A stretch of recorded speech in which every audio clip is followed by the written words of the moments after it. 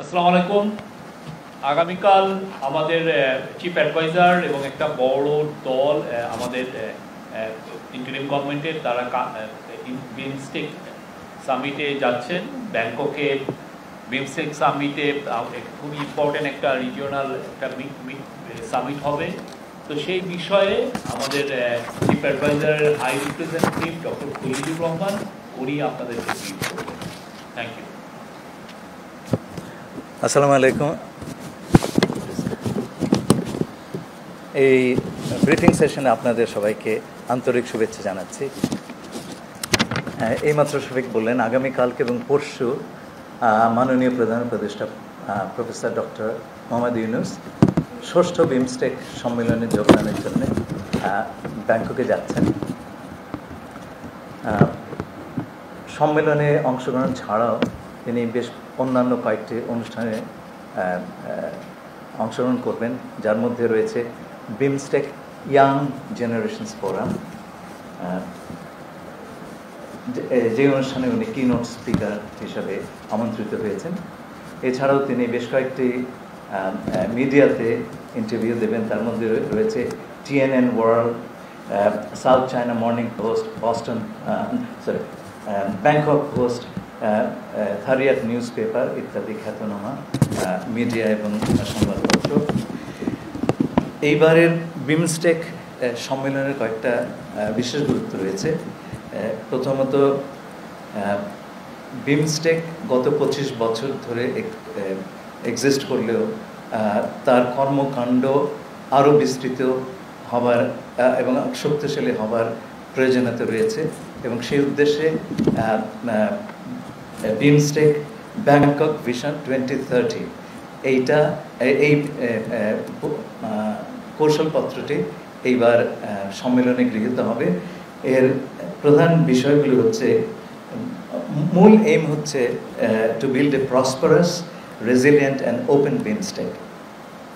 আর তার priority areas হচ্ছে অর্থনৈতিক প্রবৃদ্ধি এবং আপনার দারিদ্র্য নিরসন, crisis prevention, environmental sustainability, inclusive regional cooperation through strengthened connectivity, trade, disaster response এবং climate actions.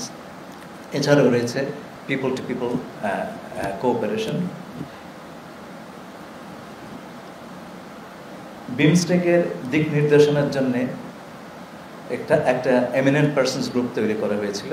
তার রিপোর্টটি এই সম্মেলনে অ্যাডপ্টেড হবে এবং সেখানে 7টি কর্মক্ষেত্র আইডেন্টিফাই করা হয়েছে অ্যাজ ফোকাস এরিয়াস।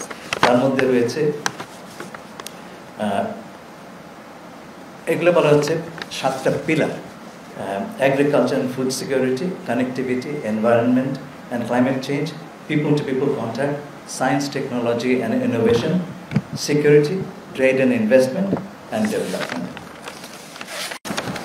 এই সম্মেলনের শেষের দিন একটা গুরুত্বপূর্ণ ঘটনা ঘটবে, তা হচ্ছে আগামী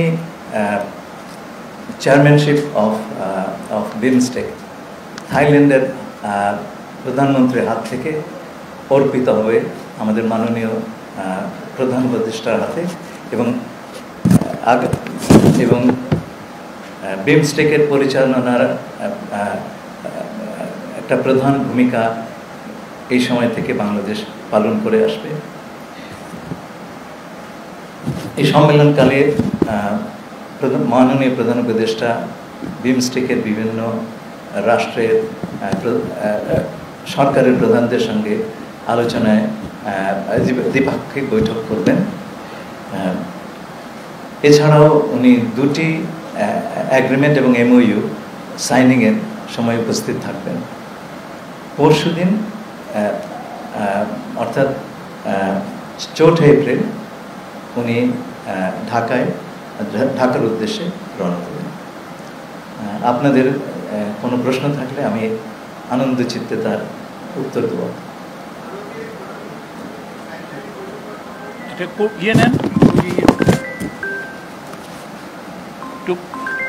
আপনার পরিচয়টা দিবেন, আবার বলেন। আমি প্রথম আলোতে কাজ করি। আমি জানতে চাচ্ছি ভারতের প্রধানমন্ত্রী নরেন্দ্র মোদীর সঙ্গে কি ওনার কোনো সাইডলাইন বৈঠক হওয়ার কথা আছে? আপনার প্রশ্নের জন্য অত্যন্ত ধন্যবাদ। আমরা এই বৈঠকের জন্য অনুরোধ করেছি সরকারিভাবে।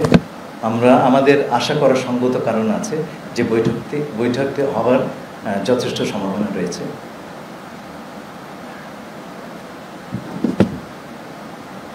আমি পরিমল পাওয়া যে বিষয়ে কাজ করি। আমার একটা জানার বিষয় যে রিজিওনাল রুটিং আমাদের হচ্ছে এই অঞ্চলে আমরা জানি যে সার্ক এখন একটা স্প্লিটিং মোডে আছে, সেটা কারণও আমরা জানি। এবং বিমস্টেকের ক্ষেত্রে যেটা দেখা যাচ্ছে যে যেটা আপনিও উল্লেখ করেছেন যে 25 বছর হয়ে গেলেও আসলে তেমন কোনো গুরুত্বপূর্ণ ভূমিকা পালন করতে পারেনি। ইভেন দ্য ফ্যাক্ট যে মিয়ানমার ইজ ইন ক্রাইসিস এবং ইন্ডিয়ার সাথে এখনকার আমাদের যে স্ট্রেইন রিলেশনশিপ, যদিও চেয়ারম্যানশিপ পাচ্ছি, কিন্তু অ্যাপার্ট ফ্রম দিস আমরা আসলে কি এক্সপেক্ট করতে পারি? মানে দুইটা ফ্যাক্টর, একটা মিয়ানমার আর একটা আওয়ার রিলেশনশিপ উইথ ইন্ডিয়া। দেখুন, আঞ্চলিক জোটগুলি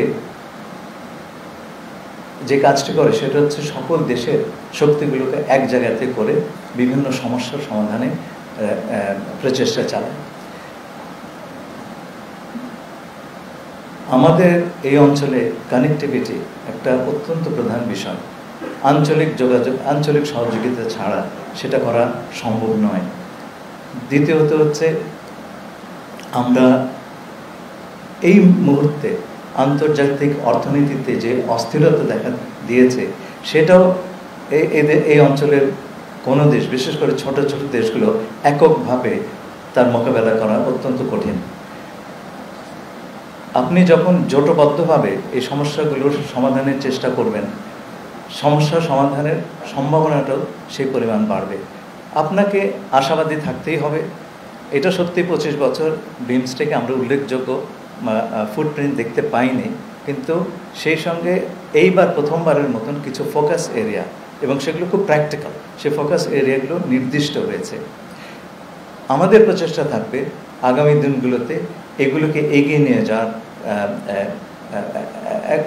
বাস্তবসম্মত একটা কার্যক্রম তৈরি করা।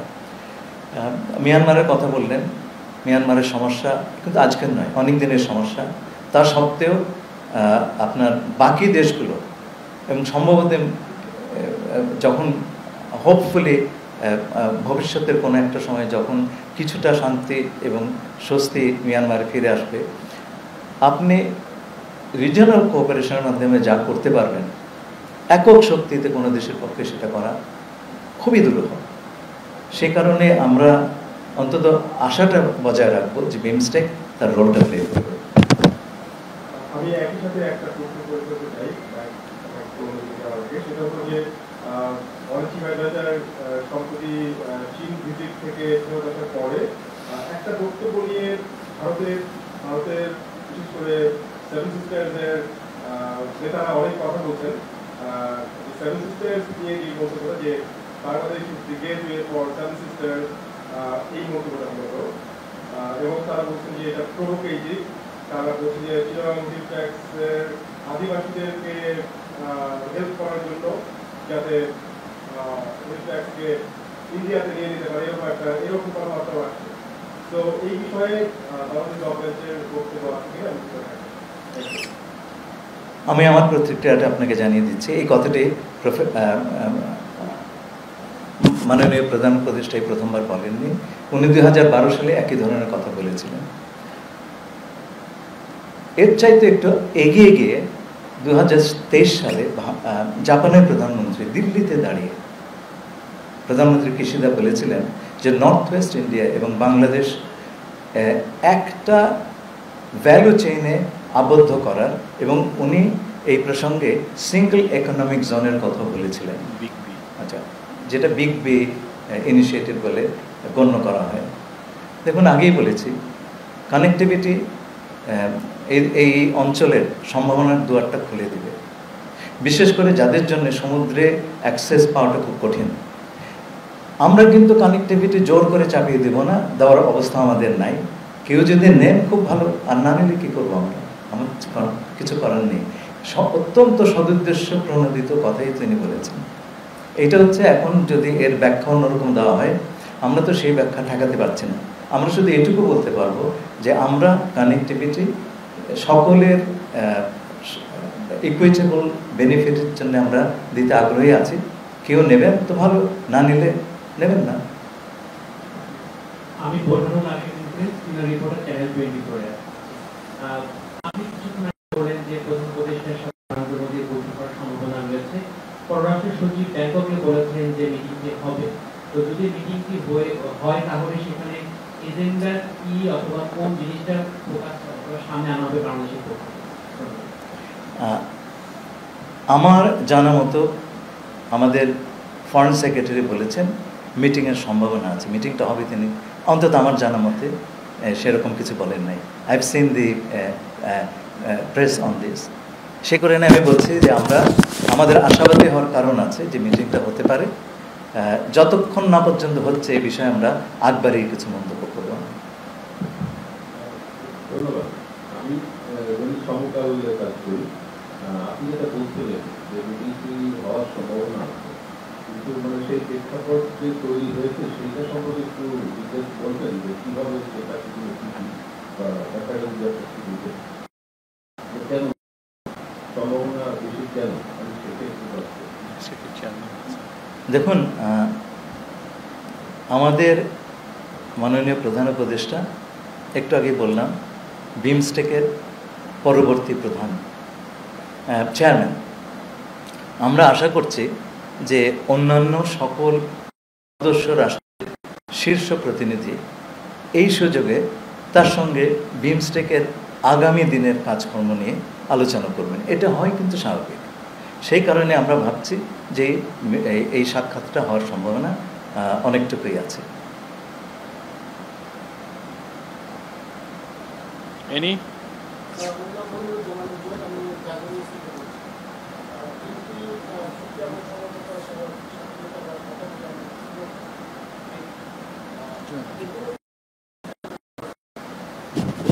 আচ্ছা, একটা বিমস্টেকের একটা অ্যাগ্রিমেন্ট, এটা বিমস্টেকের অ্যাগ্রিমেন্ট হচ্ছে ম্যারিটাইম ট্রান্সপোর্ট কোঅপারেশন, সেটা স্বাক্ষরিত হবে এবং সেই স্বাক্ষর অনুষ্ঠানে আমাদের প্রধান উপদেষ্টা উপস্থিত থাকবেন। সেই সাথে থাইল্যান্ডের সঙ্গে একটা bilateral cooperation on prevention on preventing and fighting against corruption, এটা স্বাক্ষরিত হবে এবং সেই অনুষ্ঠানে আমরা ধারণা করছি থাইল্যান্ডের প্রধানমন্ত্রী এবং আমাদের প্রধান উপদেষ্টা উপস্থিত থাকবেন। ধন্যবাদ। ওদের নারী জার্নালিস্টদের মধ্যে থেকে কোনো কোশ্চেন?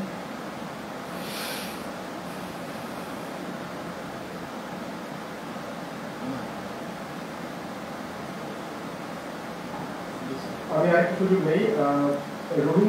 আগে একটু প্লিজ আগে একটু নারী সাংবাদিক প্রশ্ন হলো। এই যে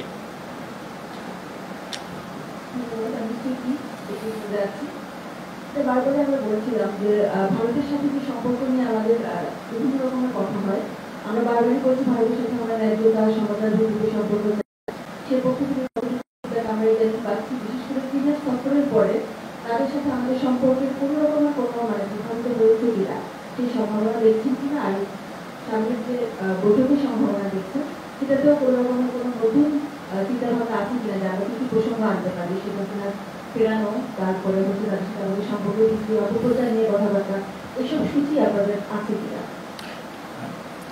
আমি প্রথম ভাগের উত্তরটা দিচ্ছি। প্রধান উপদেষ্টা চীন সফর করছেন কিংবা ভারতের প্রধানমন্ত্রী নরেন্দ্র মোদীর সাথে তার বৈঠকের সম্ভাবনা আছে, এগুলো কিন্তু জিরো সাম গেম নয় যে এক জায়গাতে গেলে অন্য জায়গাতে আমাদের সম্পর্ক নষ্ট হবে। আমরা সব জায়গাতে গিয়ে আমাদের সুবিধা অনুযায়ী এবং পারস্পরিক সুবিধা অনুযায়ী যতটুকু এগোতে পারি আমরা সেইটার চেষ্টা করব। সেই কারণে আমরা সকল দেশের সঙ্গে সুসম্পর্ক বজায় রাখতে চাই, কাউকে বাদ দিয়ে আমরা এগোতে চাই না। ধন্যবাদ। স্যার, যে প্রশ্ন করতে চেয়েছিলাম আমি যে আপনি রোহিঙ্গা বিষয়ক হাই প্রেসিডেন্ট এবং দেশ থেকে আছেন থাইল্যান্ড, মিয়ানমার, বাংলাদেশ, আমরা সরাসরি বিমস্টেকের মাধ্যমে রোহিঙ্গা সমস্যার সমাধানে বাংলাদেশের আহ্বান কি থাকবে এবং এখানে আসলে বিশেষ কোনো ধরনের আলোচনা রোহিঙ্গা ক্রাইসিস নিয়ে হবে কিনা? পরিবহন রোহিঙ্গা বিষয় বা এই ধরনের রাজনৈতিক বিষয় আসলে বিমস্টেকের চার্টারে নেই, সুতরাং এগুলো আলাপ করবার পরিসরটা আমরা পাবো না। তাই বলে যে আমরা এই প্রসঙ্গে একেবারেই চুপচাপ থাকবো তা নয়, আমরা চেষ্টা করব যারা বিভিন্ন পক্ষ আছেন তাদের সঙ্গে আলাপ করতে। আমি ইতিমধ্যে সকল পক্ষের সঙ্গে আমার যোগাযোগ রেখেছি। আমি অনেক কিছু এত স্পর্শকাতর, এগুলো হচ্ছে অনেকটা এগশেলের উপর হেঁটে যাওয়ার মতন, সেই কারণে সবসময় আপনাদেরকে সবটা বলতে পারি না, সেজন্য আমি ক্ষমাপ্রার্থী। তবে আমাদের যেখানে আমরা সুযোগ পাবো এই বিষয়টি উত্থাপন এবং এগিয়ে নিয়ে যাওয়া, এটা উত্থাপন এখন বড় বিষয় নয়। আপনারা দেখবেন যখন UNHCR এর হেড এলেন, উনি বললেন যে প্রত্যাবাসনের এর একমাত্র সমাধান। সেই পথ ধরে জাতিসংঘের সেক্রেটারি জেনারেল তিনি একই কথা বললেন, এবং আপনি দেখবেন চীনের সঙ্গে যে যৌথ ঘোষণা এসছে সেখানে এক কথাই আছে, প্রত্যাবাসন। এখন প্রত্যাবাসনটাই এজেন্ডা, সেইটা কিভাবে আমরা এগিয়ে নিয়ে যেতে পারি সেই কথাটাই সবার সঙ্গে হবে।